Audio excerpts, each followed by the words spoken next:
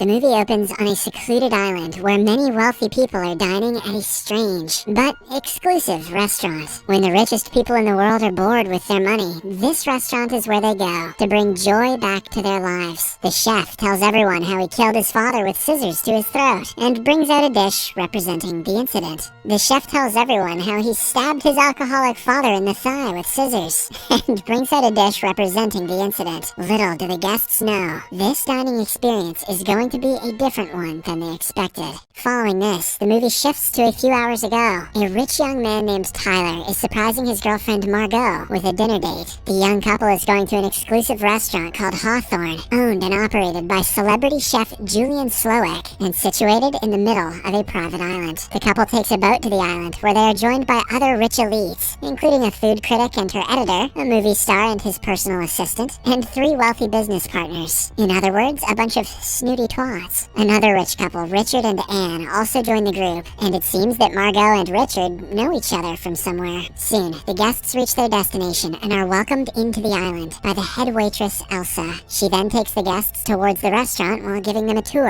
of the island. The guests also visit the living quarters of the restaurant staff. Elsa claims that the staff is like family to one another, and they start their day at 6 and end at 2 in the morning. Finally, the guests walk into the restaurant and take their seats. In the open kitchen, a number of chefs can be seen meticulously putting the dinner together, paying extreme attention to detail. Before excusing herself, Elsa instructs the guests not to photograph the dishes, as Chef Slowik says that the beauty of his creation lies in their ephemeral nature. Next, Chef Slowik arrives in the kitchen, and Elsa tells him about Tyler's undesignated guest, Margot. Here we get to know that Tyler had reserved 2 seats at the restaurant about a year ago, but at that time, he was in a relationship with someone else. This means that Margot is technically not registered to be here. Slowik is clearly not happy about it, but he decides to let it pass. Meanwhile, the dinner is going to be a 6-course meal, and the first course is brought out. As the guests start eating, Tyler covertly takes a snap of the delicacy. Everyone is in awe of the dish. However, Margot is not impressed. The staff then serve the second dish, and Chef Slowik finally addresses his guests. He urges everyone to not eat, but to taste, savor, relish, and feel. He then explains the dish to the guests and what it stands for. Margot isn't able to comprehend the chef's monologue, but it somehow manages to bring Tyler to tears. He continues to take pictures despite being afraid of getting in the chef's bad books. Tyler mentions that he is in love with the place, but Margot denigrates the food, saying that it is bang average. Afterward, the chef serves the guests extremely small portions of 5 different sauces. However, he doesn't give them bread because he believes that it is the food of peasants. The businessmen find the entire thing extremely ridiculous and demand bread. When Elsa firmly turns them down, the group threatens to bring the restaurant down because they are friends with the man who funded it. However, Elsa still refuses to give them bread and tells them that they will eat the food they are being served. On the other hand, Margot also hates the concept and refuses to eat. This attracts the chef's attention and he inquires if everything is fine. Margot bluntly tells him that there's not much to eat. After the awkward encounter, the chef walks over to an older woman eating by herself. She is revealed to be his mother. Meanwhile, Margot keeps looking at the wealthy guy, Richard. This makes his wife Anna suspicious, but he swiftly dismisses her concerns. After a while, the chef introduces the next course, which is called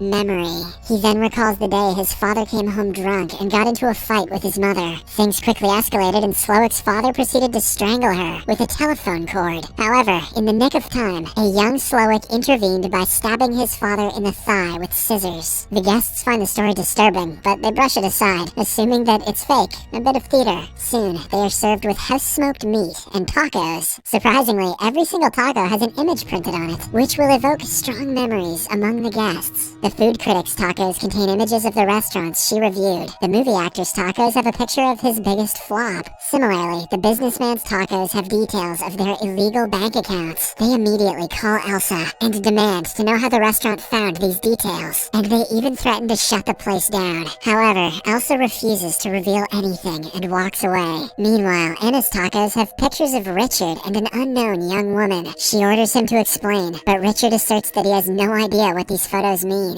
Looks pretty clear to me, Chief. Tyler's taco has a picture of him secretly taking pictures of Slowik's food earlier. He panics and wonders if he should go and apologize to Slowik. However, Margot is livid that the chef would even do something like that, and insists on sending the food back to the kitchen. Tyler rudely orders her to stop acting like a child, reminding her that he's the one paying for dinner. This upsets Margot, and she walks away. In the washroom, the chef arrives and asks her who she is. She introduces herself as Margot, but Slowik keeps saying that she shouldn't be here tonight. Later, Margot returns back to her seat, and Chef Slowik proceeds to introduce his protege, Jeremy, who has apparently created the next dish. The chef momentarily compliments Jeremy, but suddenly changes his attitude and starts talking rudely. Slowik says that Jeremy can never be a great chef because he only wants to be an understudy. Just then, Jeremy commits the unthinkable. Everyone is shocked and horrified, but Slowik tells them that it is a part of the show. A while later, they return to their tables, but Richard insists on leaving. Elsa repeatedly requests that he return to his seat, but he refuses to listen. As a result, the restaurant staff grab him and chop off his ring finger, much to everyone's horror. The guests are then warned that they will receive a much worse punishment should they even think about running away and ruining the chef's meticulously planned dinner. This is when everyone starts to panic, but an unfazed Tyler continues to relish his meal.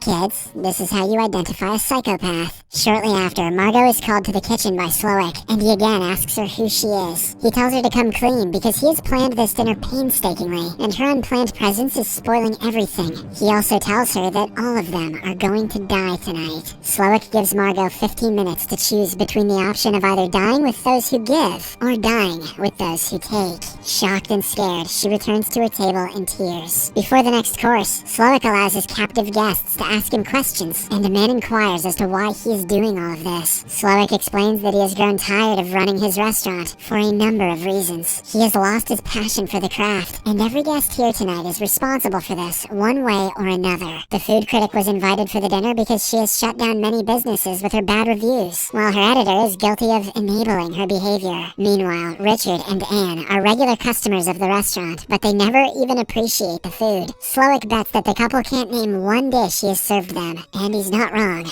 He then tells everyone about the angel investor who funded this restaurant. It's revealed that outside, Slowik has suspended the man above water. He says that the man has an unhealthy obsession with profits, and that he has harshly denigrated the restaurant's menu countless times. And, as everyone watches in horror, Slowik lowers the man into the water and drowns him. After 15 minutes, he calls Margot to his office and asks her to make a decision. The latter claims that she doesn't belong here, so he should let her go. However, Slowik groups her with the staff, saying that he can easily tell that she is not from a wealthy background. He then asks her about her relationship with Richard, because she has been eyeing him all night. Finally, Margot comes clean and reveals that she is actually an escort, and her real name is Erin. Richard is her former client, who has paid her handsomely in the past. Hearing this, Slowik empathizes with her, and mentions that he has had his fair share of bad customers. He says that he used to love cooking, but now, he doesn't have that vigor in him anymore. Before bringing out the next dish, Chef Slowik asks Tyler to reveal why he is there. Surprisingly, the latter says that he has been wanting to eat at this restaurant for months, and when he finally got the opportunity, he lunged at it, even when he was told in advance that everyone was going to die. Tyler also reveals that he hired Erin to accompany him because he had booked a table for two, but his girlfriend dumped him, and without company, the reservation would have been cancelled. This infuriates Erin, and she attacks him, but the staff quickly intervenes and calms her down. A while later, Slowik calls Erin to his office and asks her to help him prepare the final course, the dessert. For the first task, he asks her to fetch a barrel from the smokehouse, to which she reluctantly obliges. Meanwhile, the movie star stands up and demands to know why he is being punished. Slowik reveals that he watched the actor's film, Calling Dr. Sunshine, and he hated it. He says that he watched it years ago on a busy Sunday,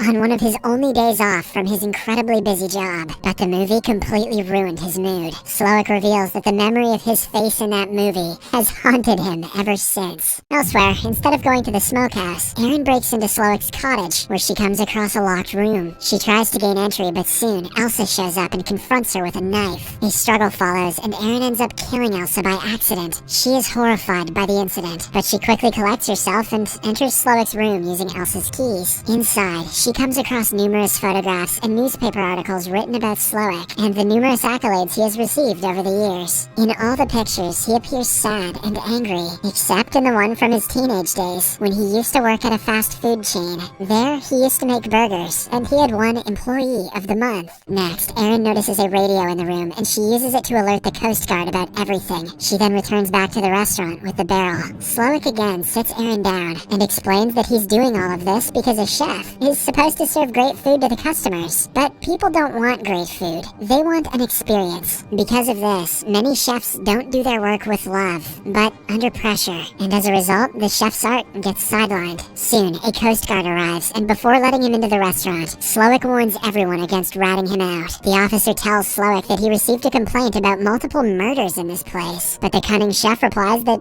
everything is fine here. Cunning indeed. Just then, the officer recognizes the movie star and asks for his autograph. The latter happily obliges, but instead of a signature, he writes, "Help me." As he is leaving, the Coast Guard notices this, so he pulls out his gun and threatens to shoot the chef. Finally, all the guests breathe a sigh of relief, and they proceed to tell everything to the officer. Unfortunately, it's revealed that the officer is actually holding a fake gun. Slowik then reveals that the officer is one of his chefs, posing as the Coast Guard. He also tells Erin that he's aware that she tried to call for help. Slowik then proceeds to serve the final course, but Erin quickly comes up with a plan. She announces that she didn't like his food and wants to send it back. This upsets Slowik, and he demands to know why she didn't like his food. Erin responds that he has taken the joy out of eating, and that everything he has served was an intellectual exercise, rather than something someone would want to sit and enjoy. She says the food tastes like it wasn't made with love. At last, Erin mentions that not only has he failed, but he has also bored her, and she's still hungry.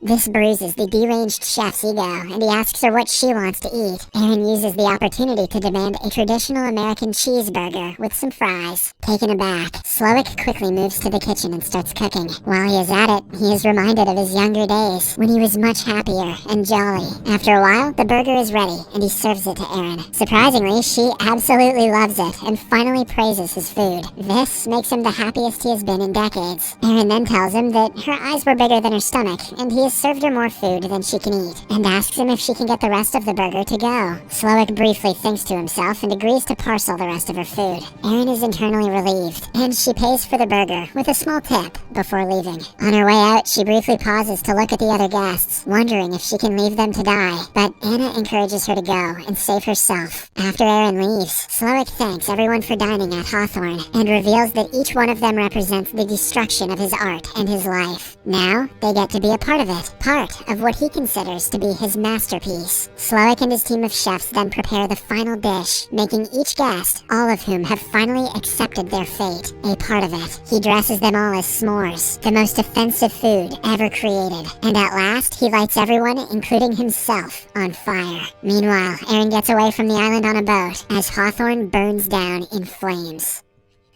Thank you very much for watching. I would really appreciate it if you can hit the like button and subscribe. It will help me grow my channel. I hope you have enjoyed this recap, and be sure to subscribe so you'll get notified of new videos that I have just uploaded. Cheers!